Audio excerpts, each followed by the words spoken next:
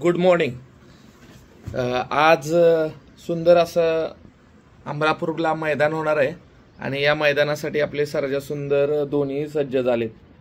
तर काल अखिल भारतीय बैलगाडी संघटनेची मीटिंग होती आणि या मीटिंगमध्ये खऱ्या अर्थानं बैलगाडी मालकांच्या हिताचे निर्णय घेण्यात आले आणि खऱ्या अर्थानं संघटना कार्यरत झाली। संघटना खूप गरजेची आहे, कारण संघटना जर असेल तरच हे क्षेत्र टिकेल आणि याच्यासाठी पुन्हा एकदा संघटनेनं सक्रिय होण्याचं ठरवलं। त्याच्यासाठी बैलगाडी मालकांसाठी काही एक विशिष्ट नियमावली त्यांनी घालून दिलेली आहे, तर ते सगळे जण ती नियमावली पाळतील अशी अपेक्षा करतो। आज 28 तारीख आहे। आज संग्राम केसरीचं सुंदर असं मैदान होणार आहे आणि या मैदानासाठी आपली सर्जा सुंदर सज्ज झालेले आहेत। सर्जाचा पैरा साखरेच्या सुंदर सोबत आहे। आमचे मित्र सहकारी नितीन शेठ साखरे यांनी आम्हाला बैल दिला, त्याबद्दल मी त्यांचं मनापासून आभार आहे। कारण सुंदर आणि सर्जा ही गाडी पळावी अशी आमच्या दोघांची इच्छा होती आणि आज त्याला यश आलं। त्याच्यामुळे साखरेंचा सुंदर आणि आपला आज सर्जा पळणार आहे।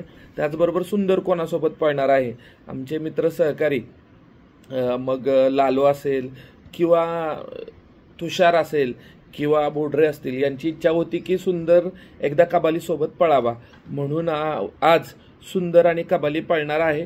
त्याच्यामुळं ही सुद्धा गाडी चांगल्या पद्धतीने पळेल।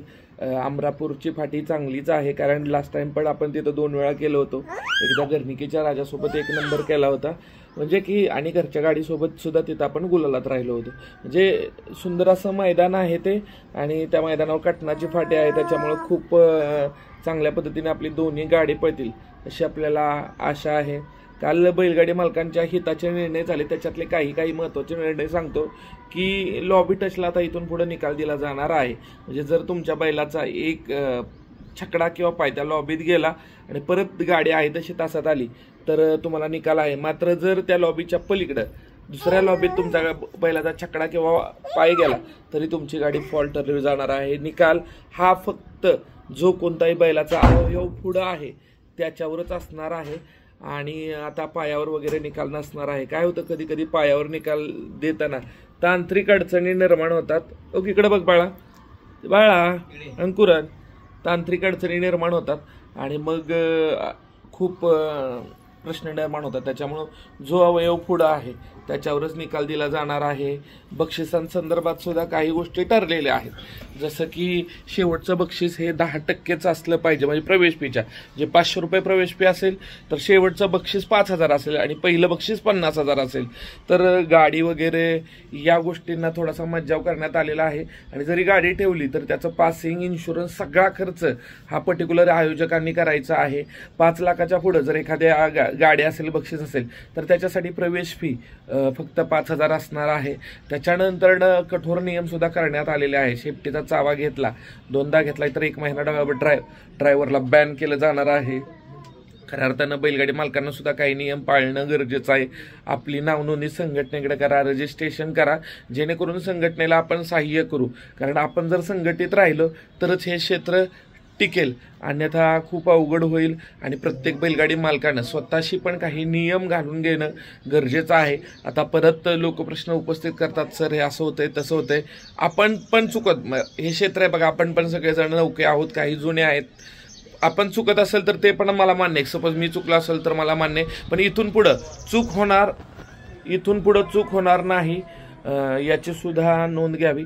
प्रत्येक जण प्रयत्न करत असतो बैल गुलालात राहावा याच्यासाठी, मात्र नियम सगळ्यांना सारखेच आहेत आणि या नियमाच्या चाकुरीतूनच आपण राहिलं पाहिजे, चाललं पाहिजे, तरच खऱ्या अर्थानं हे क्षेत्र टिकेल।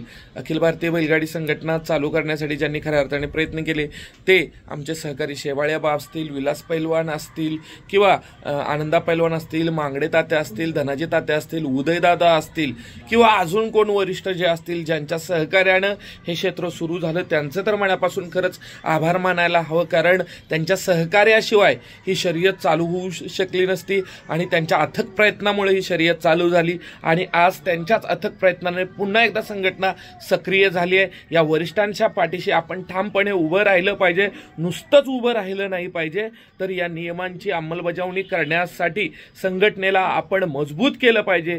संघटना टिकली तर हे क्षेत्र टिकेल आणि हे क्षेत्र टिकायचं असेल तर आपल्याला काटेकोरपणे नियम पाळावेच लागतील। आज अमरापूरला भव्य दिव्य मैदान होतंय, तुम्हीही या, मीही येतोय, सर्जा सुंदर ही येतात। सर्जाचा पायरा आहे साखरेच्या सुंदर सोबत आणि सुंदरचा पायरा आहे कबाली सोबत। तर भेटूया मैदानामध्ये। जय हिंद, जय महाराष्ट्र।